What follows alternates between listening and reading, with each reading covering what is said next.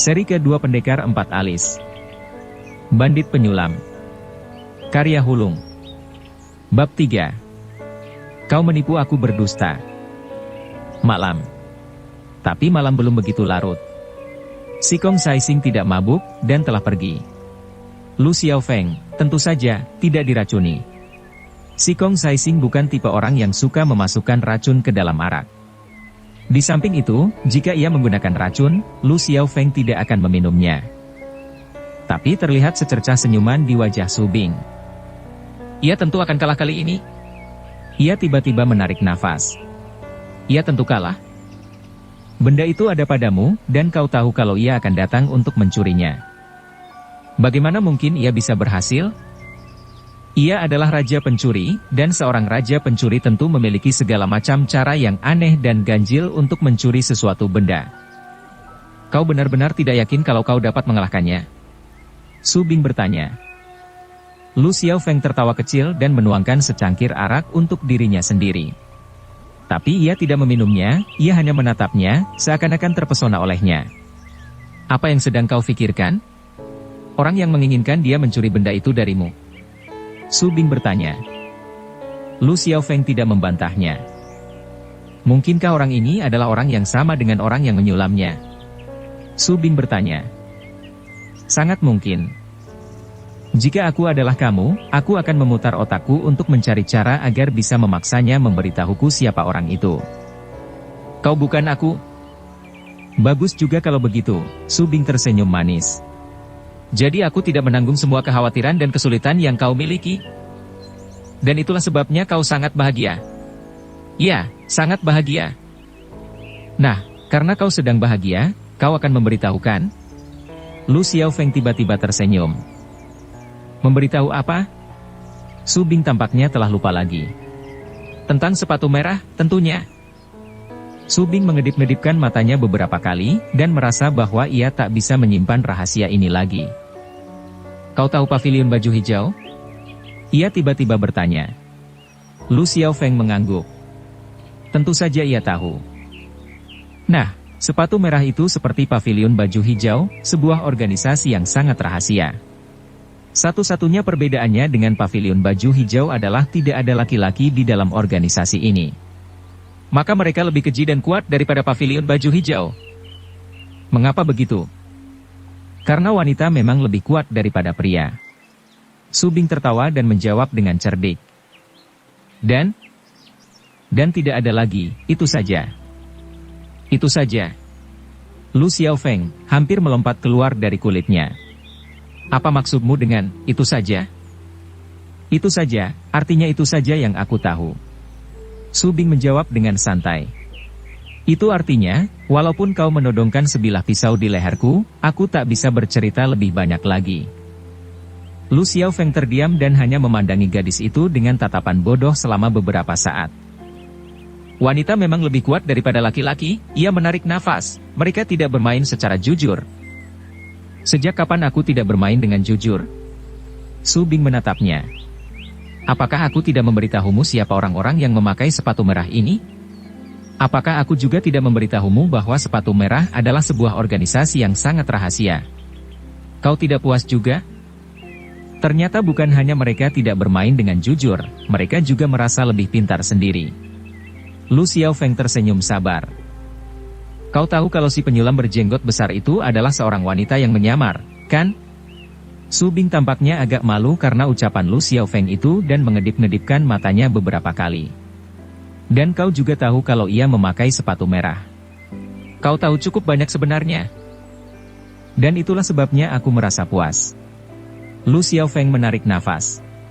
Sangat puas. Nah, karena kau merasa puas, mengapa kau tidak menuangkan secangkir arak untukku? Su Bing tersenyum. Wajahmu sudah lebih merah daripada sepatu-sepatu merah yang mereka pakai, Lu Xiaofeng menjawab dengan dingin. Dan kau masih ingin minum lagi? Aku ingin mabuk malam ini, Su Bing menggigit bibirnya. Di samping itu, di sini ada sebuah tempat tidur. Jika aku mabuk, aku akan berbaring di tempat tidur itu. Jangan lupa kalau aku pun berada di kamar ini. Jadi kenapa kalau kau berada di ruangan ini? Su Bing meliriknya dari sudut matanya. Memangnya aku takut padamu? Kau berusaha mabuk agar kau bisa mengumpulkan cukup keberanian untuk merayuku? Lu Xiaofeng pun meliriknya dari sudut matanya. Wajah Su Bing kembali memerah, tapi kali ini ia tidak menundukkan kepalanya, tapi malah menatap langsung ke mata Lu Xiaofeng. Kau tidak ingin aku merayumu? Sejak awal kau memang berencana untuk merayuku? Memangnya siapa dirimu? Fan An, Song Yu. Catatan, Fan An dan Song Yu adalah dua orang penakluk wanita dan playboy terkenal dalam dongeng. Lu Xiaofeng tiba-tiba bangkit. Apa yang kau lakukan? Su Bing bertanya. Aku berdiri, maka tentu saja aku akan pergi. Kau benar-benar ingin pergi? Karena kau tidak akan merayuku, lalu untuk apa aku tinggal di sini? Su Bing tertawa kecil. Kau ini bodoh. Aku tidak merayumu, tapi tak bisakah kau yang merayuku? Sayangnya aku tidak biasa merayu orang, selalu orang lain yang biasanya merayuku. Tidak bisakah kau membuat sebuah pengecualian untukku? Sekarang ucapan Su Bing sudah hampir berupa bisikan. Wajahnya semakin memerah, lebih merah daripada bunga persik di musim semi, merah seperti persik madu. Lu Xiaofeng tiba-tiba menarik nafas dan duduk kembali dengan lambat. Apa yang kau takutkan? Su Bing memandangnya dan menggoda. Kau bahkan belum mulai merayuku, dan kau telah basah kuyup oleh keringat. Karena aku merasa sangat kepanasan. Aku juga merasa kepanasan. Tapi kau adalah salju dan es, bagaimana mungkin kau bisa merasa kepanasan? Lu Xiaofeng bergurau. Catatan, di sini Lu Xiaofeng membuat lelucon berdasarkan nama Su Bing. Su adalah homofon dari kata salju dan Bing berarti es. Aku pun heran, mengapa aku merasa kepanasan. Ia berkedip-kedip beberapa kali dan tiba-tiba bertepuk tangan tersadar. Aku tahu. Apa yang kau tahu? Sikong Saising mungkin tidak memasukkan racun ke dalam arak, tapi memasukkan semacam obat bius yang membuat kita merasa seolah-olah sedang terpanggang. Dan jika kita merasa kepanasan, kita tentu akan melepaskan pakaian kita. Benda itu ada padamu, dan jika kau melepaskan pakaianmu, hal itu akan memberinya kesempatan yang ia butuhkan. Aku ingin tahu dari mana si Raja Pencuri mendapat ide yang begini bodoh. Lu Xiaofeng menarik nafas. Caranya ini mungkin bodoh, tapi sangat efektif. Sayangnya benda itu sama sekali tidak ada padaku, Lu Xiaofeng tertawa dan berkata dengan terus terang. Maka ia tetap tidak bisa mencurinya. Kau telah menyembunyikan benda itu di tempat lain? Su Bing bertanya setelah dibuat tercengang oleh ucapannya itu. Menyembunyikannya di sebuah tempat yang tidak akan pernah difikirkannya dalam sejuta tahun. Lu Xiaofeng tertawa. Bahkan jika ia memiliki 30 buah tangan, yang bisa ia curi dariku di sini hanyalah beberapa helai pakaianku yang usang. Kau jahat sekali. Su Bing cekikikan. Memang selalu begitu.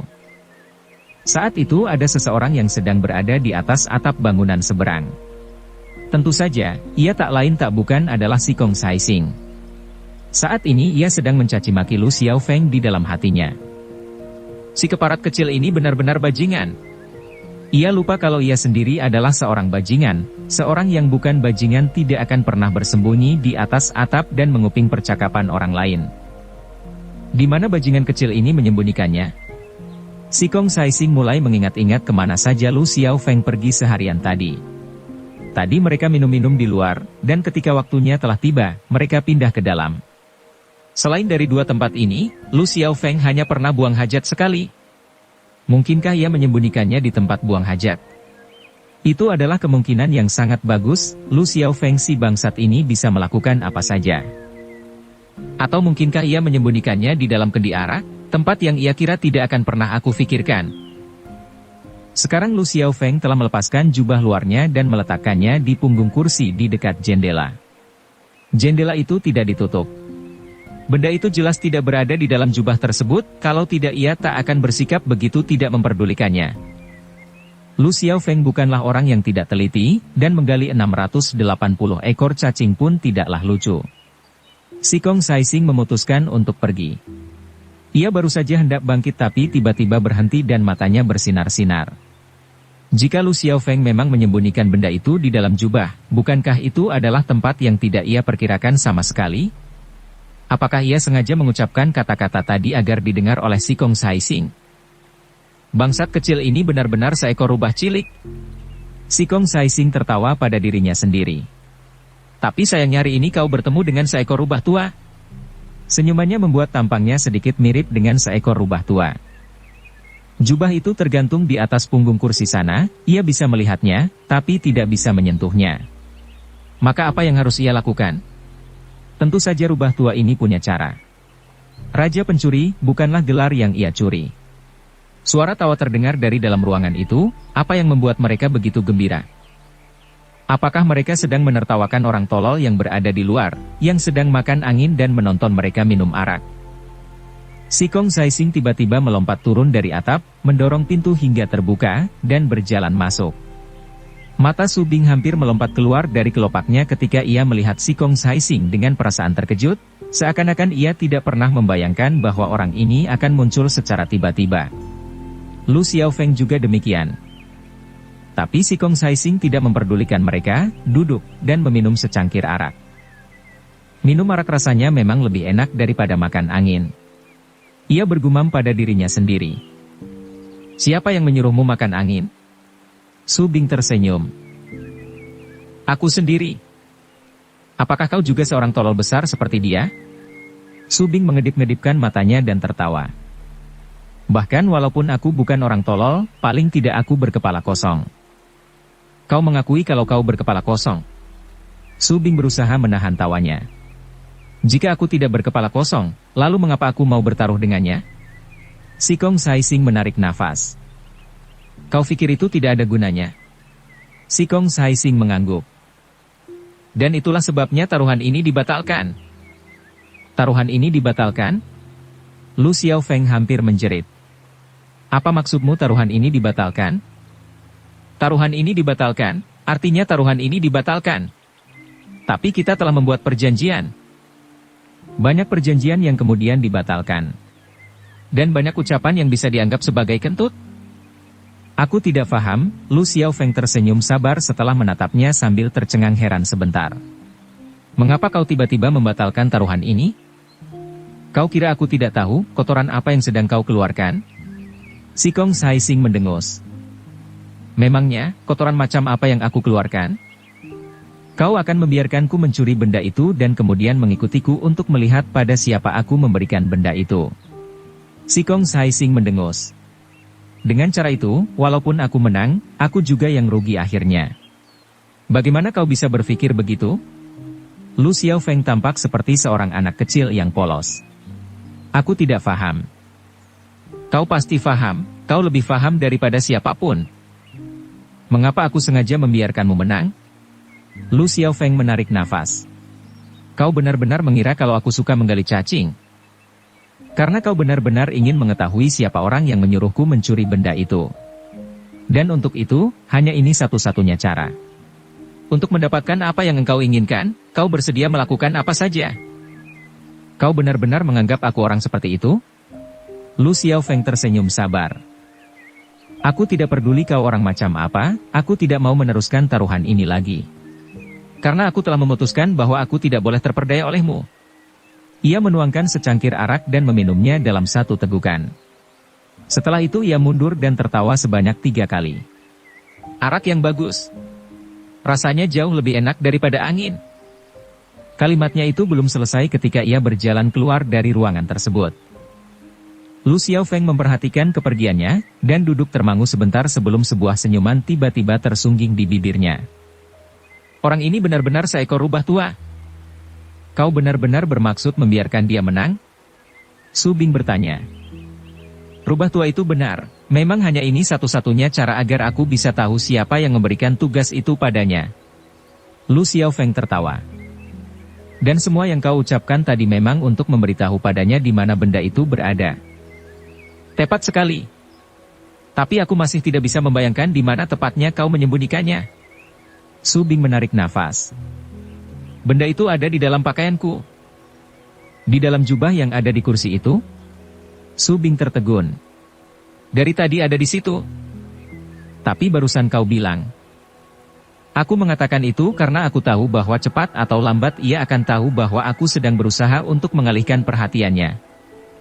Aku masih tidak paham. Aku sengaja meletakkan jubahku di sana, tentu saja orang biasa tidak akan curiga kalau benda itu ada di dalamnya. Tapi ia bukan orang biasa, ia adalah si Raja Pencuri. Maka kau telah menduga bahwa cepat atau lambat dia akan tahu kalau benda itu ada di dalamnya. Aku memang meletakkannya di sana agar dia bisa mencurinya. Jadi, ternyata kau memasang tipuan di dalam sebuah tipuan lain. Su Bing akhirnya mengerti. Kau memang bermaksud membiarkan dia mencurinya? Ya, aku ingin dia mencurinya, tapi aku tidak boleh membuatnya terlalu mudah karena aku tidak ingin dia curiga. Tapi ia tetap saja curiga dan tidak mau terperdaya. Itulah sebabnya aku mengatakan bahwa ia benar-benar seekor rubah tua. Lu Xiaofeng menarik nafas. Sayangnya, walaupun... Apanya yang sayang? Lu Xiaofeng tiba-tiba tertawa kecil. Sayangnya ia tetap saja terperdaya akhirnya. Su Bing tercengang sebentar sebelum akhirnya tersenyum lembut. Aku tidak paham lagi. Ia tetap mencuri benda itu? Kapan ia mencurinya? Barusan. Su Bing tak tahan untuk tidak mengambil jubah yang ada di kursi itu dan mengguncang-guncangnya sedikit. Sehelai kain satin merah terjatuh, di atasnya tersulam sebuah mawar hitam. Bukankah barangnya masih ada di sini? Tapi kain satin ini bukan yang asli lagi. Kau bilang dia telah mengganti kain satin milikmu itu dengan kain ini? Perhatikan dengan teliti, bukankah ada beberapa perbedaan di antara keduanya? Perbedaannya memang tidak jelas, tapi ada. Ia mungkin telah mengetahui dari Jin Jiuling seperti apa kain satin itu dan sulamannya, lalu ia mencari seseorang untuk membuat sulaman seperti itu untuk ditukarkan dengan kain milikku. Ia begitu cepat, tak heran kalau ia dijuluki si Raja Pencuri. Su Bing menarik nafas. Tadi aku mengamatinya sepanjang waktu dan tetap tidak melihat bagaimana ia melakukannya. Ia mungkin mengira bahwa aku pun tidak melihatnya. Lu Xiaofeng tersenyum. Ia mungkin mengira bahwa aku masih belum tahu. Kau telah memeriksa kain satin ini berulang kali. Dan sekarang, karena benda itu tidak dicuri, kau tentu akan menyembunyikannya di suatu tempat. Bagaimanapun juga, kau tentu tidak akan mengeluarkannya dengan segera. Itulah sebabnya ia mengira bahwa aku tidak akan menyadari dengan segera bahwa barang ini palsu. Dan sekarang, karena ia telah mendapatkan apa yang ia inginkan, ia tentu akan berusaha memberikannya pada orang yang menyuruhnya. Ia memang harus menyelesaikan tugasnya. Lalu mengapa kau tidak membuntutinya sekarang juga? Karena aku tahu bahwa tidak mungkin ia akan berangkat sekarang juga. Mengapa tidak? Karena ia khawatir kalau aku jadi curiga. Su Bing berpikir sebentar. Karena tampaknya kau tidak akan segera tahu tentang pertukaran kain itu, maka ia mungkin mengambil kesempatan ini dan bersantai sejenak. Semakin ia bersikap santai, semakin tidak mungkin aku mencurigainya. Dan saat kita berangkat besok pagi, ia bisa mengantarkan kepergian kita dan kemudian dengan hati-hati ia bisa kembali dan menyelesaikan tugasnya. Tampaknya, jika kau terus ikut dengan kami, kau pun akhirnya akan menjadi seekor rubah kecil. Lu Xiaofeng menarik nafas. Mata Su Bing berputar-putar sedikit dan sebuah ekspresi yang mirip sebuah senyuman tapi bukan senyuman muncul di wajahnya. Jadi apa yang akan kau lakukan sekarang? Ia bertanya dengan suara yang hampir seperti bisikan. Tentunya aku akan menemaninya. Lu Xiaofeng sengaja tidak mengacuhkan ekspresi wajah gadis itu. Kau ingin meninggalkanku di sini untuk menemani dia? Su Bing seperti hendak melompat bangkit lagi. Ia tidak akan mencoba merayuku, aku pun tidak akan merayunya. Lu Xiaofeng menjawab seenaknya. Aku jauh lebih aman bila bersamanya. Su Bing menggigit bibirnya dan menatapnya dengan pahit. Tiba-tiba ia tersenyum menggoda. Akhirnya aku tahu siapa kau. Oh, siapakah aku ini? Kau seekor anjing. Kenapa aku ini seekor anjing? Lu Xiaofeng bertanya. Jika si Kong Haising adalah seekor rubah tua, bukankah kau menjadi seekor anjing pemburu rubah? Su Bing menggoda. Si Kong Haising sedang berbaring di atas ranjang, menggunakan tangannya sebagai bantal.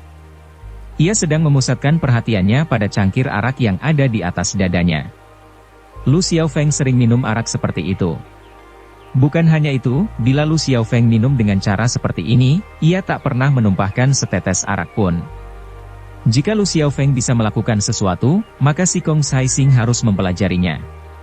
Bukan hanya mempelajarinya, tapi juga harus mampu menguasainya lebih baik daripada Lu Xiaofeng. Ia tiba-tiba mendengar seseorang tertawa di luar kamarnya. Itu adalah tipuanku dan hanya milikku sendiri. Kau tak akan pernah bisa mempelajarinya. Seorang laki-laki mendorong pintu hingga terbuka dan berjalan masuk. Lu Xiaofeng, tentu saja. Si Kong Saising tidak menoleh saat mendengar komentar itu, tapi ia malah tetap berkonsentrasi pada cangkir arak yang ada di atas dadanya. Apa yang kau inginkan sekarang? Ia bertanya dengan dingin. Yang kuinginkan? Tak ada, aku kesini hanya untuk menemanimu. Kau meninggalkan dia sendirian hanya untuk menemaniku? Apakah taruhannya sekarang telah dibatalkan? Bukannya menjawab pertanyaan itu, Lu Xiaofeng malah tertawa dan mengajukan pertanyaannya sendiri. Jadi kita masih bersahabat? Nah, karena kita masih bersahabat, lalu mengapa aku tidak boleh datang dan menemanimu? Tentu saja boleh, tapi sekarang kupikir aku sebaiknya pergi dan menemani dia. Si Kong Saising menghirup nafas dalam-dalam. Cangkir arak di atas dadanya segera terbang ke bibirnya, dan arak di dalam cangkir itu pun terbang ke dalam mulutnya juga. Sayangnya, tidak semua arak yang berhasil masuk ke dalam mulutnya, setengahnya lagi tertumpah ke sekujur tubuhnya. Sudah kubilang tadi, Lu Xiaofeng tertawa senang melihat nasibnya. Kau tak akan menguasai gerakan itu walau kau mencoba seumur hidupmu. Si Kong Saising melirik dengan marah pada Lu Xiaofeng sebelum ia mulai bangkit. Tiba-tiba raut wajahnya berubah secara dramatis, seluruh wajahnya menjadi kaku dan mulai berkernyit. Seluruh tubuhnya mengejang, seolah-olah sebilah pedang tipis baru saja ditusukkan ke dalam perutnya. Ada apa? Bahkan Lu Xiaofeng pun menjadi terkejut melihat perubahan itu. Si Kong Saising membuka mulutnya, mencoba bicara, tapi tak ada yang keluar. Lu Xiaofeng segera berlari ke sisinya dan membantunya duduk. Tiba-tiba ia mencium bau yang aneh. Ia memungut cangkir arak itu dan mengendusnya. Ekspresi wajahnya berubah secara dramatis. Ada racun di dalam cangkir ini. Sekarang wajah si Kong Saising telah pucat pasi dan butir-butir keringat yang besar berkumpul di keningnya. Dari mana asal arak ini? Apakah ada orang yang datang ke sini sebelumnya? Lu Xiaofeng bertanya. Si Kong Saising berusaha menggelengkan kepalanya sedikit dan menatap kendi arak yang ada di atas meja. Masih ada sedikit arak di dalam kendi itu. Lu Xiaofeng mengambil kendi itu dan mengendusnya, arak di dalam kendi itu tidak beracun. Racunnya ada di cangkir. Cangkir itu mungkin selalu ada di dalam kamar. Saat si Kong Saising menguping di atas atap tadi, seseorang tentu telah datang ke sini dan meletakkan sesuatu pada cangkir itu. Biasanya kau selalu berhati-hati. Lu Xiaofeng menghentakkan kakinya dengan frustrasi. Mengapa kau begitu sembrono sekarang? Si Kong Saising menggertakkan giginya dan akhirnya 3 patah kata keluar dari mulutnya. Biara masih senja. Kau kenal seseorang di sana yang bisa menyembuhkanmu? Kau ingin aku membawamu ke sana? Cepat, cepat. Si Kong Saising berjuang untuk mengangguk sedikit. Baiklah, aku akan mencari Su Bing, kami akan membawamu ke sana. Lu Xiaofeng memondong si Kong Saising dan berlari keluar, mencari Su Bing. Tapi Su Bing tak berhasil ditemukan. Cangkir arak yang belum selesai ia minum masih ada di atas meja, tapi ia telah menghilang di udara. Di atas piring yang tadinya ada beberapa potong daging sapi, sekarang ada sepasang tangan, sepasang potongan tangan. Lu Xiaofeng mengenalinya sebagai tangan Sun Hong. Mungkinkah ia telah mengumpulkan beberapa orang dan kembali untuk membalas dendam dan membawa pergi Su Bing? Tapi kenapa mereka yang tadi berada di ruangan sebelah tidak mendengar apa-apa? Su Bing bukan orang yang gampang ditundukkan, bagaimana ia bisa dibawa pergi dengan begitu mudah? Lu Xiaofeng tidak punya waktu untuk memikirkan semua itu. Saat ini, segalanya harus dikesampingkan dulu, hal yang terpenting adalah menyelamatkan si Kong Saising. Di samping itu, perubahan keadaan ini terlalu mengejutkan, terlalu luar biasa. Tak peduli betapapun ia berusaha, ia tak berhasil menyimpulkan apa-apa. Untunglah kereta kuda yang mereka tumpangi tadi masih ada di sini. Lu Xiaofeng membangunkan kusirnya dan melompat ke atas kereta bersama si Kong Saising yang sekarang tampaknya benar-benar tidak mampu bergerak lagi. Kau tidak boleh mati. Kau bukan orang baik-baik, bagaimana mungkin nyawamu begitu pendek? Ia bergumam padanya, dan pada dirinya sendiri. Ajaib, si Kong Saising tidak mati dan tetap berada dalam keadaan sekarat di sepanjang perjalanan ke Biara Masih Senja. Biara Masih Senja terletak di dalam sebuah hutan bambu hitam, di lereng gunung. Pintu gerbang ke atas gunung tampak terbuka, tapi dunia manusia tertinggal di belakang untuk selamanya, di luar hutan bambu itu. Mustahil kereta kuda bisa naik ke lereng gunung, maka Lu Xiaofeng pun memondong si Kong Saising, berjalan menelusuri hutan bambu, melangkah dengan perlahan di atas daun-daun yang berguguran. Bersamaan dengan hembusan angin, terdengar dentangan lonceng yang menandakan datangnya malam.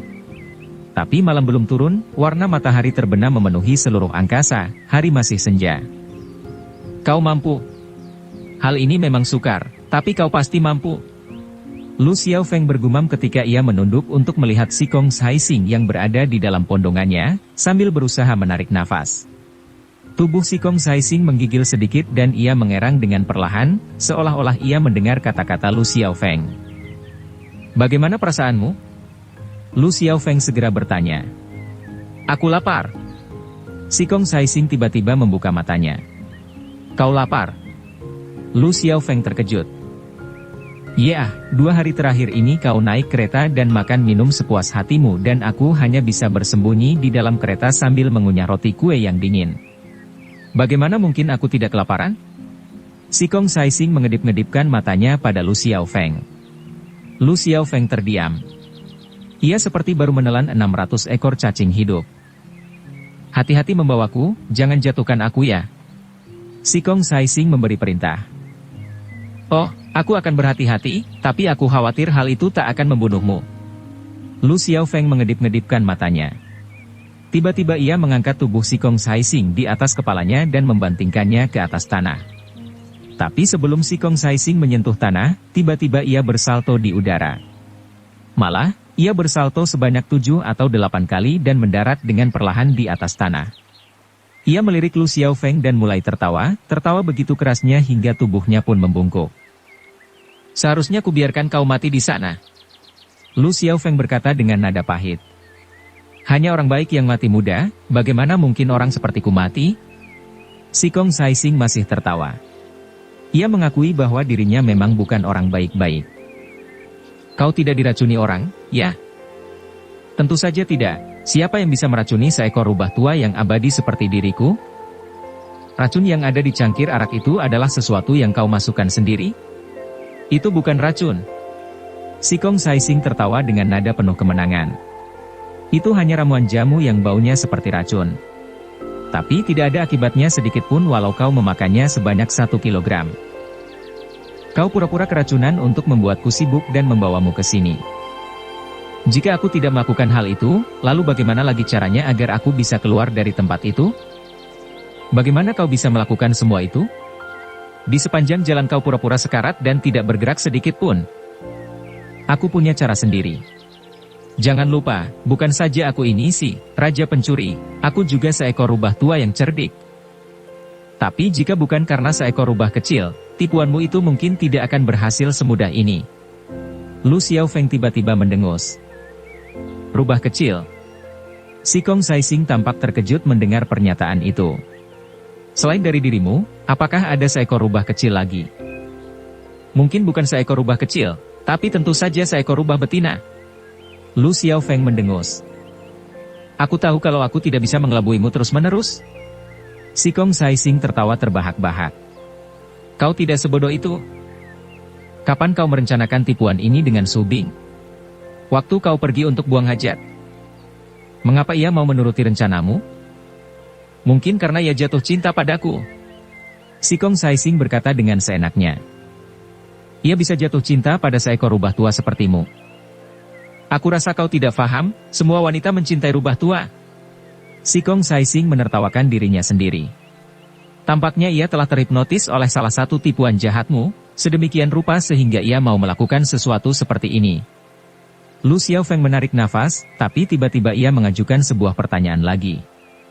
Jika ia pergi untuk menyelesaikan tugasmu dan memberikan barang itu pada pemiliknya, lalu apa arti sepasang potongan tangan itu? Potongan tangan? Si Kong Saising tampak bingung. Potongan tangan yang mana? Potongan tangan Sun Song. Di mana tangan itu? Di atas piring tempat daging sapi itu. Aku tidak tahu apa-apa tentang hal itu. Si Kong Saising mengerutkan keningnya dan menggelengkan kepalanya. Kau benar-benar tidak tahu? Kapan aku berdusta padamu? Si Kong Saising menarik nafas. Kau selalu berdusta padaku. Lu Xiaofeng menjawab dengan nada pahit. Seorang jenius sepertimu. Bagaimana mungkin aku mampu membuatmu percaya pada dusta-dustaku? Si Kong Saising mengedip-ngedipkan matanya. Tentu saja kau tidak mampu, Lu Xiaofeng tak tahan untuk tidak menarik nafas lagi. Sambil tersenyum sabar, ia meneruskan. Tapi sayangnya aku adalah orang yang terlalu baik. Apakah orang baik di luar sana adalah Lu Xiaofeng? Seseorang tiba-tiba bertanya dari balik pintu gerbang. Pintu gerbang itu setengah tertutup, di baliknya ada sebuah halaman kecil di mana seseorang duduk di sebuah kursi bambu di bawah pohon putih yang terdapat di halaman. Matahari senja menyinari pohon putih itu, dan juga menyinari wajahnya yang pucat. Hidungnya tegak dan keningnya menonjol keluar, siapapun bisa melihat dalam sekilas pandangan bahwa ia tentu orang yang agung dan berpengaruh. Tapi di bagian wajahnya di mana seharusnya matanya yang jernih dan berkilauan berada, sekarang hanya ada 2 buah lubang hitam. Jiang Chongwei. Lu Xiaofeng berseru dengan heran ketika ia memasuki halaman itu. Bagaimana kau bisa berada di sini? Jika aku tidak di sini, lalu kemana lagi aku pergi? Jiang Chongwei tersenyum. Senyumannya tampak sedih dan murung. Aku bukan apa-apa selain seorang laki-laki buta sekarang, istana kerajaan tidak akan memakai seorang laki-laki buta sebagai komandan pengawal. Walaupun mereka tidak memaksaku pergi, aku pun tentu akan pergi sendiri. Ketika Lu Xiaofeng mengamati wajahnya, hatinya pun dipenuhi oleh perasaan sedih. Jiang Chongwei adalah orang yang sangat berbakat dengan masa depan gemilang di depannya. Tapi seorang laki-laki buta. Lu Xiaofeng tiba-tiba menoleh ke arah Si Kong Saising. Kau mengenalnya? Ia menatap Si Kong Saising.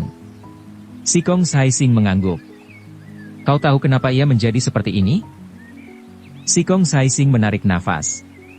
Ia pun merasa tidak enak di dalam hatinya.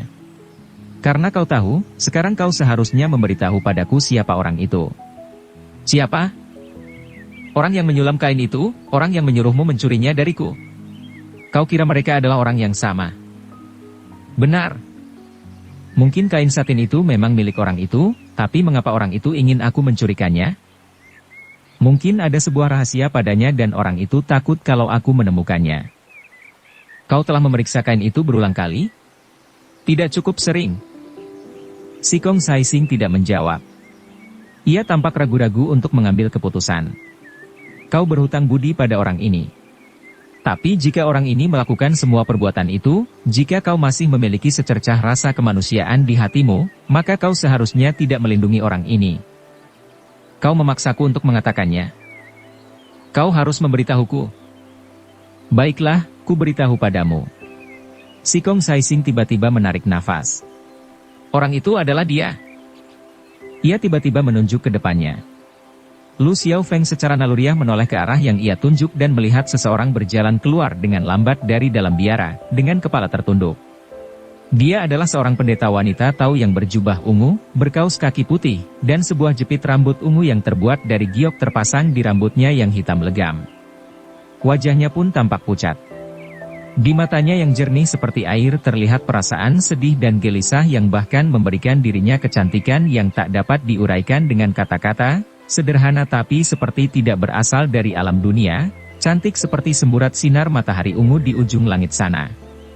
Dengan kepala tertunduk, ia mendekat perlahan dengan sebuah mangkuk yang berisi obat panas yang beruap di tangannya. Ketika Lu Xiaofeng melihatnya, ia segera tahu kalau Si Kong Saising berdusta lagi. Orang yang ia cari tidak mungkin dia. Ia menoleh dengan maksud bertanya lebih jauh, tapi Si Kong Saising telah menghilang. Saat Lu Xiaofeng menoleh ke arah pendeta wanita berjubah ungu itu, rubah tua ini telah melesat keluar dari pintu seperti sebuah meteor. Untuk sesaat tadi Lu Xiaofeng memang seperti agak terhipnotis. Kenyataannya, siapapun akan seperti terhipnotis bila melihat kecantikan yang luar biasa ini. Tapi jika ia berusaha memburunya sekarang, hal itu akan sia-sia. Si Kong Saising mungkin bukan orang tercepat di dunia, tapi kemampuannya tidak jauh dari itu. Lu Xiaofeng menarik nafas dan bersumpah bahwa suatu hari nanti ia akan menangkap rubah tua ini dan memaksanya menelan 680 ekor cacing yang ia gali sendiri. Sinar matahari terbenam mulai menghilang. Angin yang dingin membuat daun-daun pohon putih itu bergemerisik saat tertiup angin. Pendeta berjubah ungu itu mendekat dengan perlahan, masih tidak mengangkat kepalanya. "Qingxia, kaukah itu?" Jiang Chongwei tiba-tiba bertanya. "Ini aku, sudah waktunya minum obat." Suaranya lembut seperti angin malam. "Lu Xiaofeng, kau masih ada di sini?" "Aku di sini. Ini adalah adikku, Qingxia, ia adalah tuan rumah di sini. Sekarang kau tentu mengerti kenapa aku berada di sini. Jin Jiuling dan Hua Menlou sedang mencarimu." Lu Xiaofeng tiba-tiba memberitahunya. "Aku tahu. Mereka tahu kau berada di sini? Mereka telah datang ke sini. Apa yang dikatakan Hua Menlou padamu?"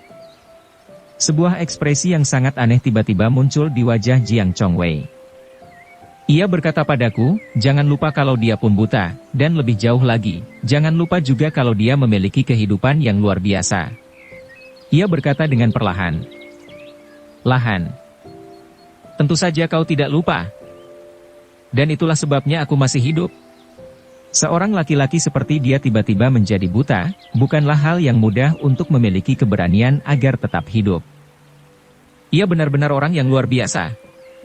Lu Xiaofeng menarik nafas pertanda kagum. Ia tidak seperti orang lain, Jiang Chongwei pun mengangguk dan menarik nafas. Ia unik. Ia selalu mencari cara agar orang lain tetap hidup. Aku seharusnya sudah tahu bahwa alasan utamanya mencarimu adalah untuk mengatakan hal ini padamu. Ia pun mengajukan beberapa pertanyaan padaku.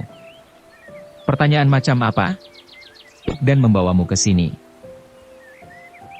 Tentang apa yang terjadi pada hari itu di ruang harta kerajaan. Aku juga ingin menanyakan hal itu padamu. Selain dari apa yang kau ceritakan pada Jin Jiuling, apakah kau melihat hal lain yang mencurigakan? Tidak. Wajah Jiang Chongwei tampak berkernyit-kernyit lagi karena ketakutan. Bahkan jikapun ada, aku tak akan memberitahukannya padamu. Ia berkata dengan perlahan. Mengapa tidak? Karena aku tidak ingin kau menemukan orang ini. Mengapa tidak? Lu Xiaofeng merasa bingung. Karena aku tidak pernah melihat orang yang memiliki kungfu demikian mengerikan. Bahkan jika kau menemukan orang ini, kau tak akan mampu menandinginya. Tubuhnya pun sekarang menggigil, seolah-olah ia sedang teringat pada orang yang mengerikan itu, dan pada jarumnya. Darah menetes-netes dari jarum, segar, merah, darah. Lu Xiaofeng ingin bertanya lagi, tapi Jiang Qingxia tiba-tiba memotongnya dengan dingin. Kau sudah terlalu banyak bertanya, luka-lukanya masih belum sembuh. Aku tidak ingin ia teringat lagi pada kejadian hari itu. Tak apa, aku akan sembuh dengan segera. Jiang Chongwei berusaha memaksakan sebuah tawa. Kau akan segera sembuh, aku yakin itu. Lu Xiaofeng pun tertawa dipaksa. Aku tahu kau adalah orang yang tangguh. Karena kau ada di sini, mengapa tidak tinggal selama beberapa hari? Tawa Jiang Chongwei sekarang lebih riang dan tidak dipaksakan lagi. Mungkin aku bisa mengingat sesuatu nantinya untukmu. Bagaimana mungkin ia tinggal di sini? Jiang Qingxia mengerutkan keningnya. Tidak pernah ada laki-laki di sini. Bukankah aku juga laki-laki? Jiang Chongwei tertawa. Tapi kau. Jika aku boleh tinggal di sini, maka dia pun boleh. Ekspresi wajah Jiang Chongwei menjadi gelap. Tapi aku, Lu Xiaofeng berusaha memotong. Tak peduli apa, kau harus tinggal di sini, Jiang Chongwei juga memotong ucapannya. Hua Menlou dan Jin Jiuling mungkin akan kembali dalam beberapa hari lagi, kau tak pernah tahu itu. Mereka pun sedang mencarimu. Tapi kau harus segera tidur setelah memakan obatmu. Jiang Qingxia berkata. Aku akan pergi tidur. Mengapa kau tidak menjadi tuan rumah yang baik dan membawa dia ke belakang dan memberi dia sesuatu untuk dimakan? Kau tidak boleh membiarkan seorang tamu kelaparan. Silakan Tuan Yang Dermawan mengikuti saya. Tanpa ekspresi, Jiang Qingxia menoleh dan mempersilakan Lu Xiaofeng dengan dingin. Ia bahkan tidak memandang mata Lu Xiaofeng. Ia benar-benar seorang wanita yang dingin, bahkan lebih dingin daripada es. Bersambung ke bab 4. Dukung kami dengan subscribe, follow, like, komen dan share. Terima kasih.